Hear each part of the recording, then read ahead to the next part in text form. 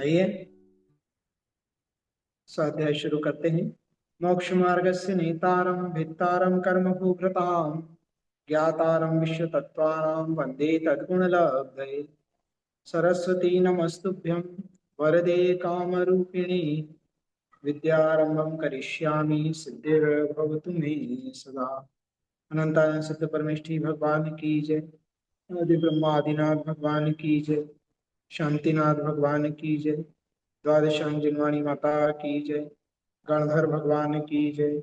समस्त पूर्वाचार्य गुरुदेव की जय। उमा स्वामी आचार्य गुरुदेव की जय। आचार्य श्री कुंथु सागर जी गुरुदेव की जय। आचार्य श्री कनक नंदी जी गुरुदेव की जय।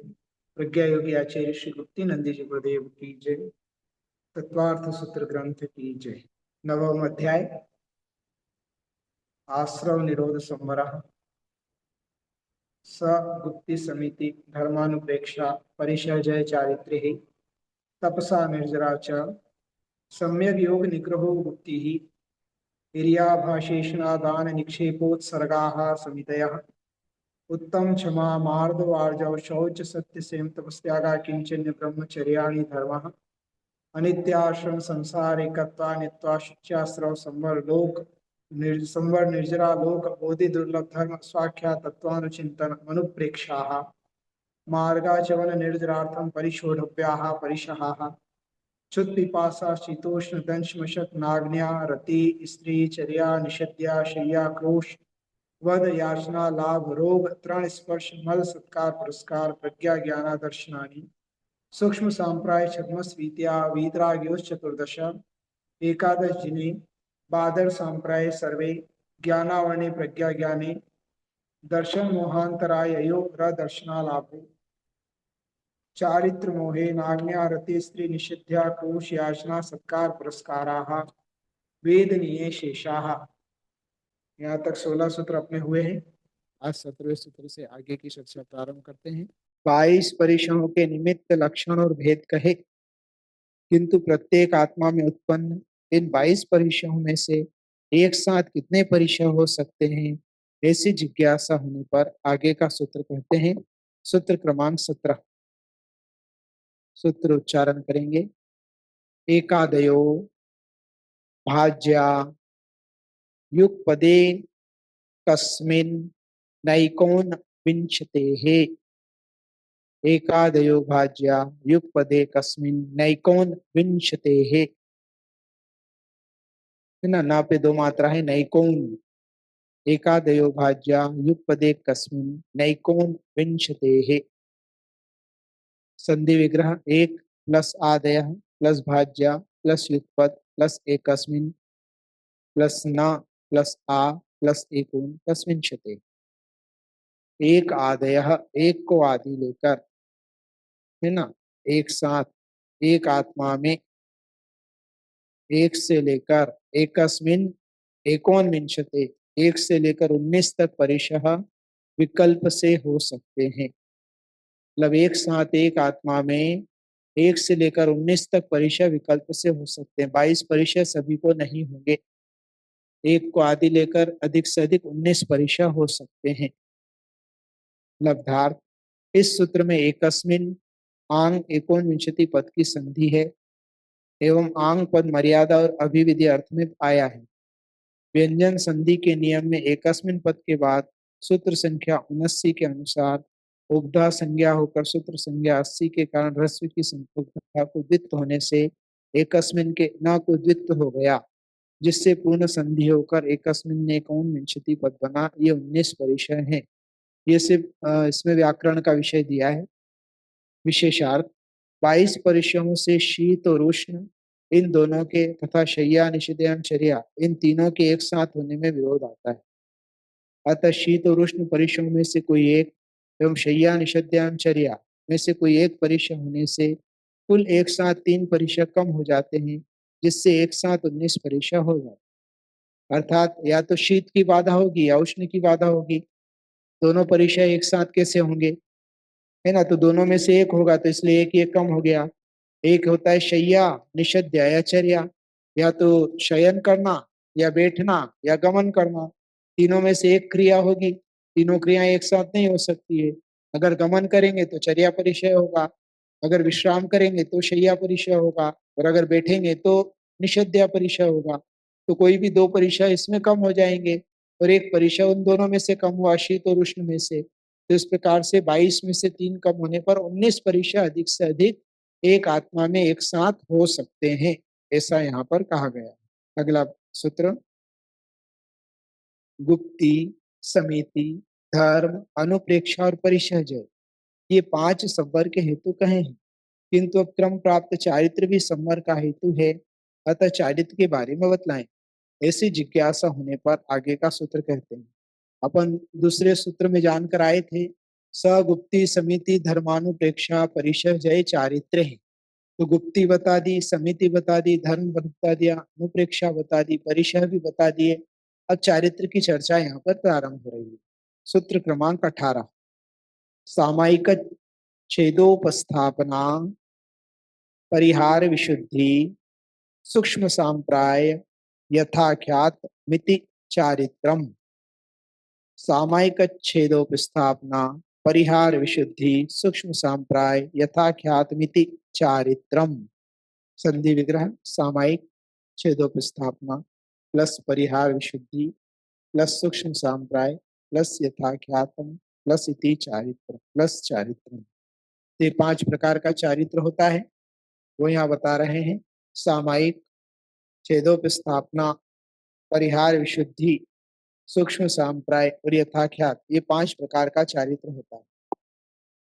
ये 5 प्रकार का चारित्र हमको ध्यान होना चाहिए। लब्धार्थ, चारित्र का संयम में एवं संयम का धर्म में अंतर्भाव हो जाता है, फिर भी चारित्र मोक्ष प्राप्ति का साक्षात कारण है, यह दिखलाने के लिए चारित्र को अंत में ग्रहण किया है।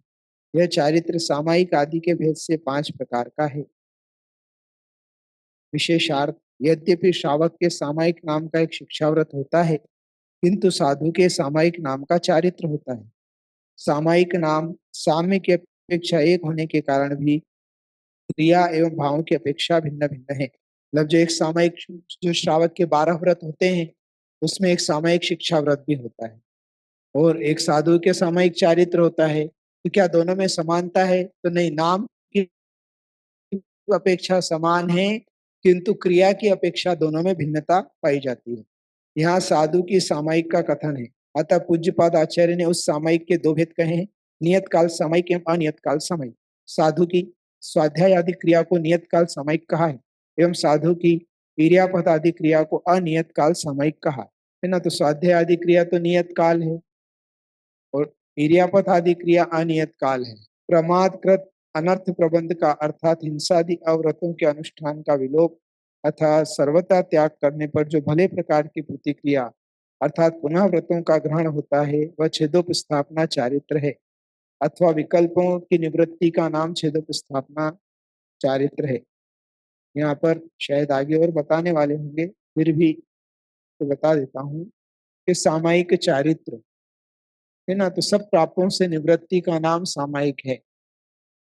तो राग द्वेष संकल्प विकल्प सब त्याग करके जो चारित्र प्रकट होता है, वह सामायिक चारित्र होता है। जब दीक्षा लेते हैं कोई जीव, तो सर्वप्रथम 7वें गुण स्थान 6ठे 7वें में जाकर सामायिक चारित्र को धारण करते हैं, तो वह सामायिक चारित्र होता है। और यहाँ पर नियत काल और अनियत काल की अपेक्षा से 2 भेद बताए हैं। तो जो स्वाध्याय आदि जो व्रतों का पालन आदि जो क्रियाएं कर रहे हैं, वो तो नियत काल है, और इर्यापत का आदि जो क्रियाएं वो अनियत काल है, मतलब हर समय देखकर चलना है ना, भाषा, ये जो है अनियत काल है, इसका कोई काल नहीं। बाकी स्वाध्याय का एक काल होता है कि पूर्व में का पूर्वानिक स्वाध्याय, अपरानिक स्वाध्याय, पूर्व रात्रिक स्वाध्याय है ना, और अपर रात्रिक स्वाध्याय, तो उसका एक नियत काल होता है, इतने काल तक करना।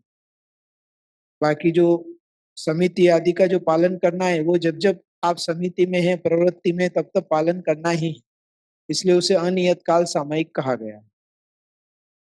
तो बाकी जो चारित्र की अपेक्षा से सब पापों से निवृत्ति होकर जो चारित्र धारण किया जाता है, वह सामायिक चारित्र कहलाता है। फिर दूसरा है छेदोपस्थापना चारित्र।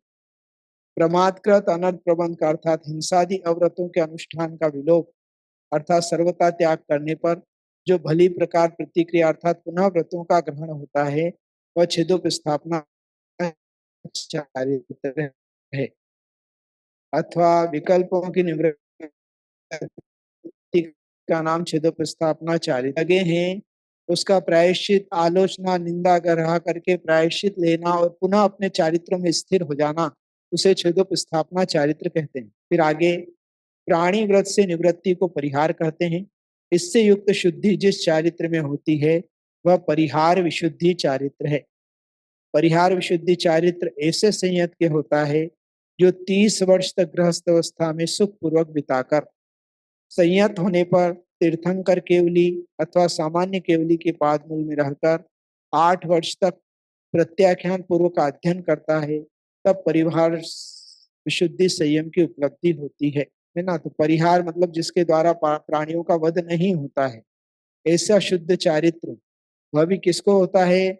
जिसने 30 वर्ष तक गृहस्थ अवस्था में अपना जीवन बिताया है, मतलब 30 साल तक दीक्षा नहीं ली, 30 साल की उम्र तक शादी आदि करके और घर में सुखों को भोगा है, गृहस्थ सुखों को, और उसके बाद तीर्थंकर केवली या सामान्य केवली मतलब दीक्षा लेकर तीर्थंकर भगवान या फिर सामान्य केवली के पाद मूल में 8 वर्ष तक प्रत्याख्यान पूर्वक का अध्ययन करते हैं, ऐसे मुनिराज को परिहार विशुद्धि संयम प्रकट होता है। और उसके बारे में विशेष बता रहे हैं, परिहार विशुद्धि संयम वाला साधु जंतुओं की रक्षा कैसे करनी चाहिए, वे किस द्रव्य के निमित्त से किस क्षेत्र में किस काल में विशेषतः उत्पन्न होते हैं, जीवों की योनि और जन्म कितने प्रकार के होते हैं, इत्यादि बातों को भले प्रकार जानता है। यह साधु प्रमाद रहित, महाबलशाली, कर्मों की महानिर्जरा करने वाला और अति दुष्कर चर्या का अनुष्ठान करने वाला होता है। यह साधु तीनों संध्या कालों को छोड़कर 2 कोश गमन करने वाला होता है। इन सब कारणों से इस संयत की ऐसी सामर्थ्य होती है, उत्पन्न होती है, जिसके बल से यह अन्य जीवों को बाधा पहुंचाए बिना चर्या करने में समर्थ होता है। मतलब तीनों सामायिक के काल को छोड़कर 2 कोश गमन करते हैं, इतना उनको गमन करना ही होता है। उनके लिए चातुर्मास का कोई नियम नहीं होता, एक जगह रुकने का नियम नहीं होता, और इतना गमन करने के बाद भी उनके द्वारा जीवों की हिंसा नहीं होती, जीवों के प्राण हरण नहीं होते। यह परिहार विशुद्धि संयम है। जिस चारित्र में कषाय अति सूक्ष्म हो जाती है वह सूक्ष्म सांप्राय चारित्र है। यह चारित्र 10वें गुणस्थान में ही पाया जाता है, अतः इस गुणस्थान का नाम भी सूक्ष्म सांप्राय गुणस्थान है। 10वें गुणस्थान में जो चारित्र होता है, अत्यंत सूक्ष्म लोभ कषाय का उदय होता है उस गुणस्थान में, सांप्राय अर्थात कषाय, और जहां पर कषाय सूक्ष्म हो चुकी है वह सूक्ष्म सांप्राय गुणस्थान कहलाता है। समस्त मोहिनी कर्म के उपशम या क्षय जैसा आत्मा का स्वभाव है, उस अवस्था स्वरूप अपेक्षा लक्षण जो चारित्र होता है वह अथाख्यात चारित्र कहा जाता है। पूर्व चारित्र का अनुष्ठान करने वालों ने जिसका कथन किया है, परंतु मोहिनी के क्षय या उपशम से होने वाले के पहले जिसे प्राप्त नहीं किया, इसलिए उसे अथाख्यात कहते हैं। अर्थ शब्द अनंतर अर्थवर्ती होने से समस्त मोहिनी कर्म के क्षय या उपशम के अनंतर वह आविर्भूत होता है, यह युक्त कथन का तात्पर्य है। अथवा इस चारित्र का एक नाम यथाख्यात भी है। यथाख्यात जैसा आत्मा का स्वरूप है वैसे ही स्वरूप की प्राप्ति हो जाना यथाख्यात चारित्र है। तो यह मोहिनी कर्म के उपशम या क्षय से होता है ना। 12वें गुणस्थान तक 11वां 12वां गुणस्थान जो यथाख्यात चारित्र कहलाता, 13 14 को भी कह सकते हैं, 11 12 13 14 गुणस्थान यथाख्यात चारित्र कहलाता है। तो ये यथाख्यात चारित्र जिस आत्मा का स्वभाव अवस्थित है, जिस प्रकार आत्मा का स्वभाव अवस्थित है इसी प्रकार यह कहा गया है, इसलिए यथाख्यात चारित्र कहते हैं। सूत्र में आया इति शब्द परिसमाप्ति अर्थ में जानना चाहिए। इससे यथाख्यात चारित्र से समस्त कर्मों की परिसमाप्ति होती है, यह जाना जाता है। उत्तरोत्तर गुणों के प्रकर्ष का ख्यापन करने के लिए सामायिक, छेदोपस्थापना आदि क्रम से सूत्र में नाम निर्देश किया गया है। इस प्रकार विवक्षा भेद से एक चारित्र भी 5 प्रकार का कहा गया है, अर्थात उत्तरोत्तर प्रकर्षता को प्राप्त होते हैं ये चारित्र। सामायिक, छेदोपस्थापना, फिर परिहार विशुद्धि, उससे उत्कृष्ट है ना, इससे फिर उत्कृष्ट यथाख्यात आदि, इसको जानना चाहिए।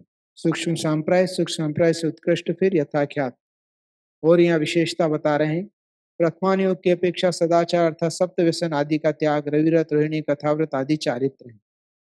कर्णान योग की अपेक्षा संयमा संयम श्रावकों का, क्योंकि अकलंक देव ने राजवार्तिक में देशवृत्ति को संयम होता है कहा है। वीर सेनाचार्य ने धवल पुस्तक 14 में पृष्ठ 12 पर देशवृत्ति को संयम लिखा है। अतः देशवृत्ति के भी चारित्र है एवं सामायिक छेदोपस्थापना आदि 5 भेद साधुओं के चारित्र हैं। चरणान योग की अपेक्षा 12 व्रत वाले श्रावकों के देशव्रत तथा 5 मृहत, 5 समिति, 3 गुप्तीय, 13 प्रकार का चारित्र साधुओं के होता है। द्रव्यान योग की अपेक्षा अपने शुद्धात्मा की रमणता ही चारित्र है।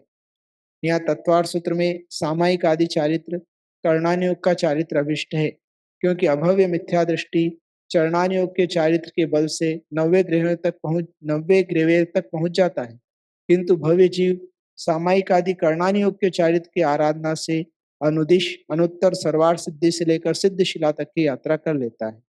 प्रथमान योग के चारित्र से लौकिक सुख समृद्धि आदि मिलती है। कर्णान योग के चारित्र से शुभाशुभ कर्मों की निर्जरा होती है। चरणान योग के चारित्र से लौकिक पारलौकिक सुख के साथ यश सम्मान आदि मिलता है। द्रव्यान योग के चारित्र के साथ केवल आत्मिक सुख की प्रत्यक्ष अनुभूति होती है। तो इस प्रकार से यहाँ पर चारित्र के 5 भेद बताए गए। तो सामायिक छेदोपस्थापना, फिर परिहार विशुद्धि अर्थात विशुद्धि के कारण प्राणी पीड़ा का परिहार जिन्होंने कर दिया है, ऐसा परिहार विशुद्धि चारित्र। फिर सूक्ष्म सांप्राय जिन्होंने कर्मों की निर्जरा करते हुए 10वें गुण स्थान को प्राप्त किया है और अपनी कषायों का उपशम या क्षय कर दिया है, ऐसा सूक्ष्म सांप्राय गुण स्थान। उसके बाद 11, 12, 13, 14 का गुण स्थान जो यथाख्यात आत्मा के स्वरूप की प्राप्ति, जैसा आत्मा है वैसा ही स्वरूप जहाँ प्राप्त हो चुका है वह यथाख्यात चारित्र कहलाता है। इस प्रकार से 5 प्रकार का चारित्र हमने पढ़ा। अब यहाँ पर तपसा निर्जरा च सूत्र आया था, तो तब कौन से हैं, कितने प्रकार के हैं, वह यहाँ पर बताने के लिए अगला सूत्र कह रहे हैं। यहाँ तक अध्याय 9 के सूत्र संख्या 2 का जो संवर के हेतु थे उनका विस्तार किया। अब क्रम प्राप्त सूत्र संख्या 3 तपसा निर्जरा च, तप संवर और निर्जरा इन दोनों का हेतु है एवं क्रम प्राप्त निर्जरा भी पदार्थ है। अतः उस निर्जरा के विशेष कथन के लिए यहाँ तप का विधान अर्थात भेद करना चाहिए। वह तप 2 प्रकार का है, बाह्य और अभ्यंतर। उसमें भी बाह्य तप 6 प्रकार का है। अतः वह 6 भेद कौन से हैं, ऐसी जिज्ञासा होने पर आगे का सूत्र कहते हैं। मतलब तप भी निर्जरा का हेतु है, तो तप 2 प्रकार का है, अंतरंग तप और बाह्य तप। तो बाह्य तप कौन सा है, दोनों के 6-6 भेद हैं, दोनों के 6-6 भेद मिलाकर कुल 12 तप हो जाते हैं। तो उसमें यहाँ पर बता रहे हैं बाह्य तप कौन सा है, उसके नाम यहाँ बता रहे हैं। सूत्र क्रमांक 19 अनशनाव मौदर्य वृत्ति परिसंख्यान रस परित्याग विविक्त शय्यासन काय क्लेशा बाह्यम तपः। अनशनाव मौदर्य वृत्ति परिसंख्यान रस परित्याग विविक्त शय्यासन काय क्लेशा बाह्यम तपः। संधि विग्रह अनशन अवमौदर्य वृत्ति परिसंख्यान रस परित्याग विविक्त शय्यासन, इसमें न छूट गया है, वियुक्त शय्यासन काय क्लेशा बाह्यम तपः। अनशन अवमोदर्य वृत्ति परिसंख्यान रस परित्याग विविध शय्यासन एवं काय क्लेश, ये 6 बाह्य तप हैं। बाह्य दिखाई देते हैं और बाह्य द्रव्य का अवलंबन होता है, इसलिए लब्धार्थ यह तप बाह्य द्रव्य के अवलंबन से होता है तथा दूसरों के देखने में आता है, इसलिए इसे बाह्य तप कहते हैं। इसके 6 भेद हैं, अनशन अवमौदर्य वृत्ति परिसंख्यान रस परित्याग विविक्त शय्यासन और काय क्लेश, ये 6 भेद होते हैं। ये दूसरों को देखने में आता है, मतलब ये जो तप किए जाते हैं तो दूसरे लोग को भी मालूम पड़ता है कि ये तप चल रहा है, इसलिए ये तप को बाह्य तप कहा गया है। और बाह्य द्रव्यों का अवलंबन भी इसके द्वारा होता है। पहला है अनशन, दृष्ट फल, मंत्र साधना आदि की अपेक्षा किए बिना संयम की सिद्धि, राग का उच्छेद, कर्मों का विनाश, ध्यान और आगम की प्राप्ति के लिए अनशन तप किया जाता है। अनशन अर्थात चारों प्रकार के आहार जल का त्याग करना, निर्जल उपवास जिसे कहते हैं।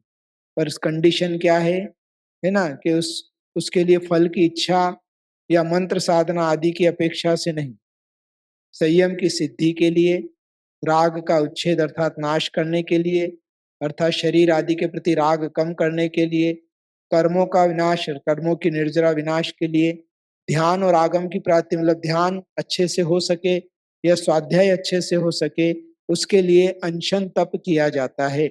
इस उद्देश्य से अगर हम कर रहे हैं उपवास आदि, तो वह बाह्य तप की श्रेणी में आता है। और ख्याति पूजा लाभ के लिए, कोई मंत्र आदि की सिद्धि के लिए कर रहे हैं, तो फिर वो अनशन की श्रेणी में नहीं आता है। फिर भी किया जाता है। बहुत सारे मंत्र इस प्रकार होते हैं कि उपवास पूर्वक ही सिद्ध किए जाते हैं। अवमौदर्य, संयम को जागृत रखने, दोषों के प्रशम करने, संतोष और स्वाध्याय आदि की सुखपूर्वक सिद्धि के लिए अवमौदर्य तब किया जाता है। अवमौदर्य अर्थात भूख से कुछ कम खाना, उसे अवमौदर्य कहते हैं। प्रतिदिन एक एक ग्रास कम करते जाना, इसे भी अवमौदर्य तप कहते हैं। या जितना भूख लगी उससे कुछ कम खाकर आना, उसे अवमौदर्य कहते हैं। वृत्ति परिसंख्यान, भिक्षा के इच्छुक मुनि एक घर आदि विषयक संकल्प अर्थात चिंता का अवरोध करना वृत्ति परिसंख्यान तप है। आशा की निवृत्ति, इस तप का फल जानना चाहिए। मतलब कोई भी वृत्ति लेकर मैं यह विधि मिली तो आहार ग्रहण करूंगा, इतनी गली तक जाऊंगा, इतने मोहल्ले तक जाऊंगा, इतने घर तक जाऊंगा, अगर वहां पर पड़गान हो गया, आहार मिला तो ठीक, वरना लौटकर वापस आ जाऊंगा, इसे वृत्ति परिसंख्यान कहते हैं। नाना प्रकार की जो विधि, या उत्तर भारत में बोलते हैं आंकड़ी, जो ली जाती है, वह वृत्ति परिसंख्यान तप है। अनेक प्रकार की हो सकती है। अमुक अमुक व्यक्ति पड़गाहन करेगा तो ही मैं आहार ग्रहण करूंगा, वरना नहीं करूंगा, ये सब वृत्ति परिसंख्यान के अंतर्गत आता है। 4 लोगों से ही मैं आहार लूंगा, इससे ज्यादा लोगों से नहीं लूंगा, इस प्रकार ये भी वृत्ति परिसंख्यान में आता है। इसके अनेक भेद बन सकते हैं। तो भिक्षा के इच्छुक मुनि इस प्रकार से जो निकलते हैं, ये वृत्ति परिसंख्यान तप। रस परित्याग, इंद्रियों के दर्प का निग्रह करने के लिए, निद्रा पर विजय पाने के लिए और सुख पूर्वक स्वाध्याय की सिद्धि के लिए घृत आदि गरिष्ठ रस का त्याग करना रस परित्याग चौथा तप है ना। तो 6 प्रकार के जो रस बताए हैं, उनमें से 1 का, 2 का, 6 का, जितनी अपनी शक्ति अनुसार त्याग करना। किसके लिए त्याग करना? ख्याति पूजा लाभ के लिए नहीं। अरे ये महाराज तो बहुत रस त्याग करते हैं, रस त्यागी हैं, और लोग अपने फॉलोअर्स बढ़ रहे हैं, उसके लिए अगर त्याग किया जा रहा है तो सब व्यर्थ है। अपने इंद्रियों का निग्रह करने के लिए, निद्रा पर विजय प्राप्त करने के लिए और सुखपूर्वक स्वाध्याय किया जा सके। क्योंकि अगर गरिष्ठ भोजन ज्यादा किया है, रस युक्त भोजन अगर ज्यादा किया है, तो प्रमाद आ सकता है, नींद आ सकती है ना। इसलिए रस परित्याग नाम का ये चौथा तप बतलाया गया है। विविक्त शय्यासन, अनेक प्रकार के आसनों से शरीर को अकेले साधना विविक्त शय्यासन है। नाना प्रकार के आसन लगाना, आधा घंटा, 1 घंटा, 2 घंटा, जितनी अपनी शक्ति हो, ऐसे आसन लगाना, ये विविक्त शय्यासन नाम का तप है। अनेक मुनिराज ऐसे तप में प्रसिद्ध हुए हैं, है ना। एक कुंथु सागर मुनिराज थे, शांति सागर जी गुरुदेव के संग में थे, चारी चक्रवर्ती। वो घुटनों के बल, मतलब पैरों की पाल थी घुटनों पे, घुटनों के ऊपर खड़े होकर और ऐसे सीधे होकर और घंटों सामयिक करते थे। ऐसे ही आचार्य श्री महावीर कीर्ति जी गुरुदेव हुए हैं, जो दोपहर की सामयिक लगभग 3 घंटा सिर नीचे और पैर ऊपर शीर्षासन से सामयिक करते थे। ऐसे ऐसे साधक भी हो चुके। ये विविक्त शय्यासन है, यह भी एक तप है। काय क्लेश, आतापन योग, ग्रीष्म योग, वृक्ष के मूल में निवास वर्षा योग, निरावरण, शयन, शीत योग एवं अनेक प्रकार के प्रतिमा स्थान इत्यादि का करना काय क्लेश है। यह तप देह दुख को सहन करने के लिए, सुख विषय आसक्ति को कम करने के लिए और प्रवचन अर्थात आगम की प्रभावना करने के लिए किया जाता है। तो ये 3 प्रकार के आतापन आदि योग धारण करना, या फिर निरावरण शयन करना, शीत योग आदि धारण करना आदि अनेक प्रकार के इसके भेद हो जाते हैं। तो ये शरीर को कष्ट देते हुए समता पूर्वक और अपने आत्मबल को प्रकट करना, सुख विषय आसक्ति को कम करना, देह दुख को सहन करने के लिए और सुख विषय आसक्ति को कम करने के लिए यह तप किया जाता है। जो स्वयं किया जाता है वह काय क्लेश है, और जो अपने आप प्राप्त हो जाता है वो परिचय है ना। शय्या निषद्या आदि जो अपन देख कर आए थे, तो जो अपने आप आ जाता है वह परिचय है, किंतु स्वयं अपनी इच्छा से अगर कर रहे हैं तो वह काय क्लेश कहलाता है। हाँ, इस प्रकार 6 प्रकार के तप हुए। चलिए इतना ही रखते हैं, आज इतना ही रखते हैं विषय को। शेष मस्तक चढ़ो सदा दे, थोड़ ठोक 9 बार नमकार मंत्र का जाप करेंगे। इस सब के लिए बहुत सारा मंगल आशीर्वाद।